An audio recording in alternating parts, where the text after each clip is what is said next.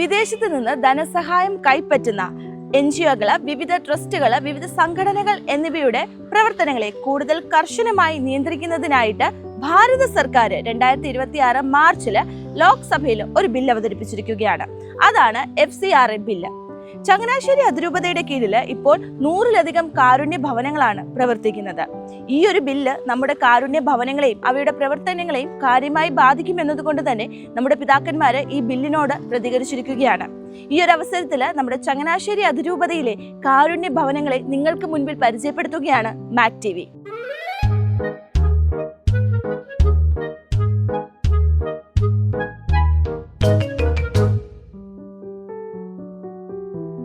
എൻ്റെ പേര് sister Mary Juliet CMC. ഞാനിവിടെ ആശാഭവനിൽ വന്നിട്ട് 2 വർഷമാണ്. ഞാൻ ഇതിനു മുമ്പ് മുഹമ്മദ് ദീപ്തി സ്പെഷ്യൽ സ്കൂളിലും കൊട്ടയ്ക്കപ്പുറം അനുഗ്രഹ സ്കൂളിലുമാണ് വർക്ക് ചെയ്തുകൊണ്ടിരുന്നത്. ഇതിനു മുമ്പ് ഞാൻ ഓർമ്മ സ്കൂളിൽ ഒരു അധ്യാപികയായിരുന്നു.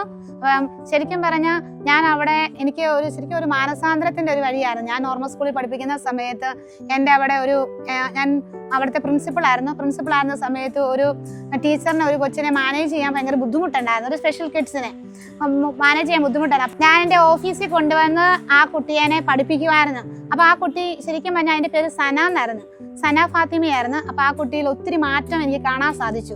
പിന്നെ അപ്പോൾ എനിക്ക് മനസ്സിലായി എനിക്ക് ഈ ഫീൽഡിനേക്കാളും കൂടുതൽ ഇഷ്ടം ഈ നോർമൽ സ്കൂളിൽ പഠിപ്പിക്കുന്നതിനേക്കാൾ ഇഷ്ടം എനിക്ക് സ്പെഷ്യൽ സ്കൂളിലെ കുട്ടികളെ പഠിപ്പിക്കണം. അതിനുവേണ്ടി ഞാൻ അമ്മയോട് അനുവാദം ചോദിച്ചു, അങ്ങനെ പഠിക്കാൻ വന്നു.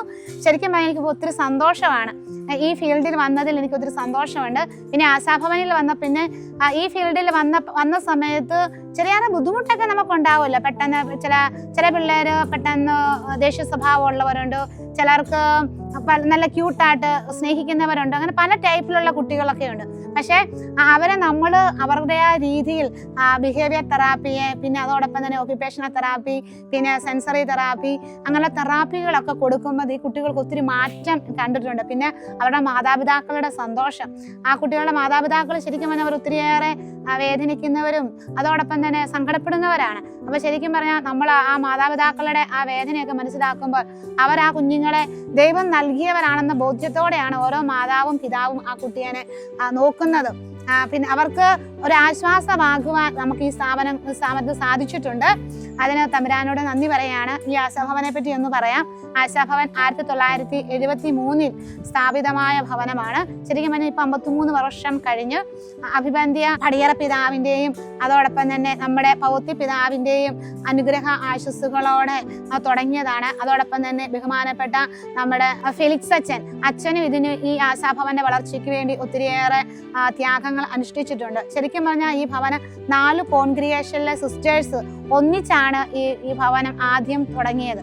ശരിക്കും പറഞ്ഞാൽ സീറോ മലബാർ സഭയിലെ തന്നെ ആദ്യത്തെ സ്പെഷ്യൽ സ്കൂളാണ് നമ്മുടെ ഈ Asha Bhavan. SH, SABS, FCC, CMC ഇങ്ങനെ 3 കോൺഗ്രിഗേഷനിലെ സിസ്റ്റേഴ്സ് ഒന്നിച്ചാണ് ഇവിടെ വർക്ക് ചെയ്തത്. പിന്നെ അഭിവന്ധ്യ പൗത്യ പിതാവ് മെത്രാനായി കാഞ്ഞിരപ്പള്ളി രൂപതയിലേക്ക് പോയപ്പോൾ അവിടെ SHലെ സിസ്റ്റേഴ്സിനെ കൊണ്ടുപോയി. അങ്ങനെ അവിടെ ആശാനിലയം പൊൻകുന്ന് എന്ന സ്കൂളുണ്ടായി. അതോടൊപ്പം തന്നെ ബഹുമാനപ്പെട്ട ഫെലിക്സ് അച്ഛൻ FCCലെ സിസ്റ്റേഴ്സിനെയും കൊണ്ടുപോയി തിരുവനന്തപുരത്ത് ഒരു സ്കൂൾ സ്ഥാപിച്ചു. ഫെലിക്സ് അച്ഛൻ്റെ ഒരു സ്കൂൾ സ്ഥാപിച്ചു. പിന്നെ ഈ തുടങ്ങിയപ്പം തൊട്ട് CMCയിലെ സിസ്റ്റേഴ്സ് ആണ് ഈ സ്ഥാപനം മുൻപോട്ട് നയിച്ചുകൊണ്ടിരിക്കുന്നത്.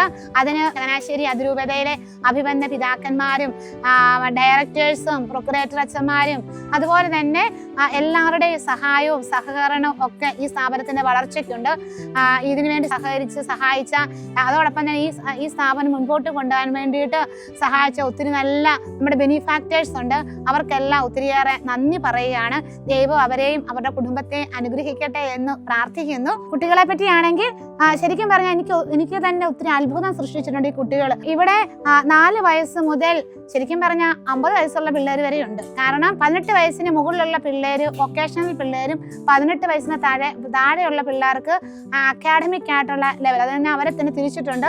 Pre primary, secondary, pre vocation ഇങ്ങനെ 5 സ്റ്റേജിലുള്ള കുട്ടികളാണ് ഇവിടെ ഉള്ളത്. ആ കുട്ടികൾ നമ്മൾ പറയുന്നത് പോലെ ഒന്നുമല്ല, നമ്മളിപ്പോൾ നോർമൽ സ്കൂളിൽ ചെന്നാൽ നമുക്ക് കാണാൻ പറ്റും, നമ്മളെ ഇവിടെ നോർമൽ സ്കൂളിൽ പഠിച്ച പിള്ളേരും വരുന്നുണ്ട്, വൊക്കേഷണലായിട്ട് വരുന്നുണ്ട്. പക്ഷെ ആ കുട്ടികളിൽ നമ്മൾക്ക് നോക്കുവാണെങ്കിൽ കാണാം അവർക്ക് ഒത്തിരി മാറ്റമൊന്നുമില്ല കേട്ടോ.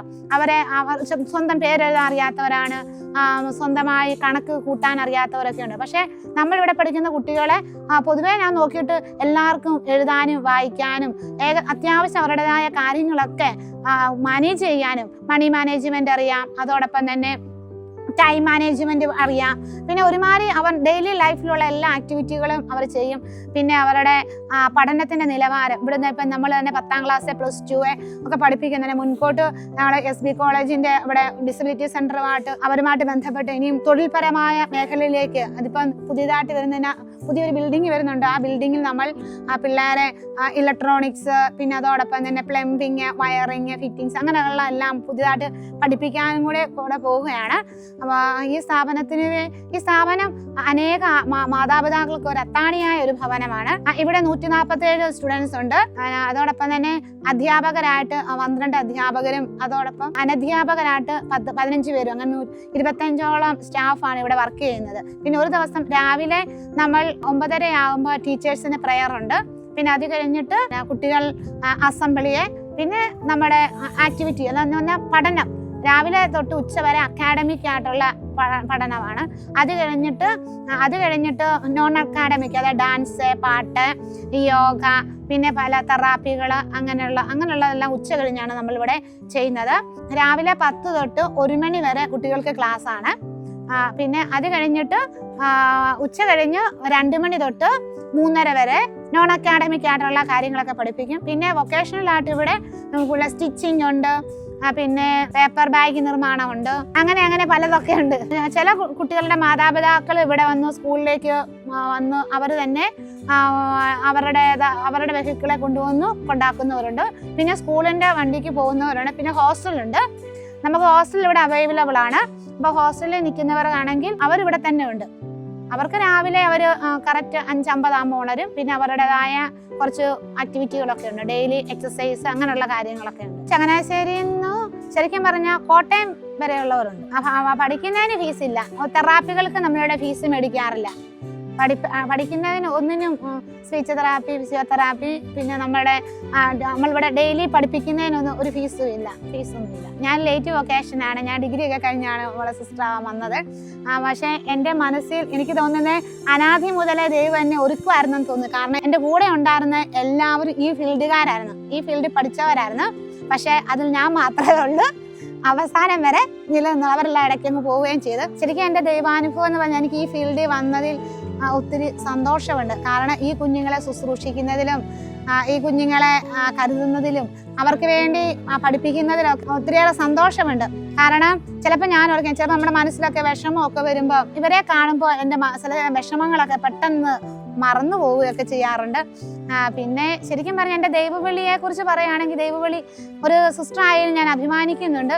ഈ കുഞ്ഞുങ്ങളെ ശുശ്രൂഷിക്കുന്ന വഴി എൻ്റെ ദൈവവിളി കൂടുതൽ തമ്പുരാനിലേക്ക് അടുക്കുന്നതായിട്ട് എനിക്ക് അനുഭവം. കാരണം ഒരു ദിവസം പോലും ഒന്ന് പ്രാർത്ഥിക്കാത്ത നേരമില്ല. കാരണം ഒരു കുഞ്ഞിന് പോലും ഒരു ആപത്തും അനർത്ഥവും ഉണ്ടാകരുത്. ഓരോ നിമിഷവും ഇവിടെ നിൽക്കുന്ന കുഞ്ഞുങ്ങൾക്ക് വേണ്ടി എന്നും പ്രാർത്ഥിക്കും. അവരുടെ മാതാപിതാക്കൾക്ക് വേണ്ടി ഒത്തിരിയേറെ പ്രാർത്ഥിക്കാറുണ്ട്. ആ കുടുംബത്തിന് വേണ്ടിയും പ്രാർത്ഥിക്കാറുണ്ട്.